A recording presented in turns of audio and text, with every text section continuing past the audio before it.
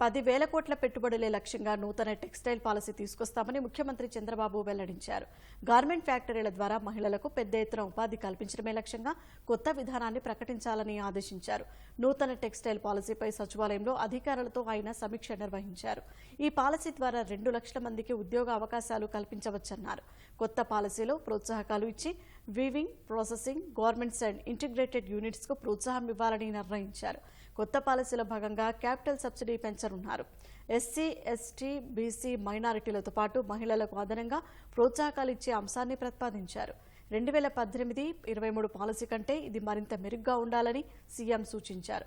కొత్త పాలసీ ద్వారా వస్త్ర తయారీలో పెట్టుబడులకు రాష్ట్రం ఉత్తమమైన వేదిక అవుతుందన్నారు. పాలసీ డ్రాఫ్ట్పై సంతృప్తి వ్యక్తం చేసిన సీఎం దానికి ఆమోదం తెలిపారు. రానున్న రోజుల్లో దాని మంత్రివర్గం ముందుకు తీసుకురానున్నారు. టెక్స్టైల్ పాలసీతో పాటు లెదర్ పాలసీపైన సీఎం సమీక్ష చేశారు.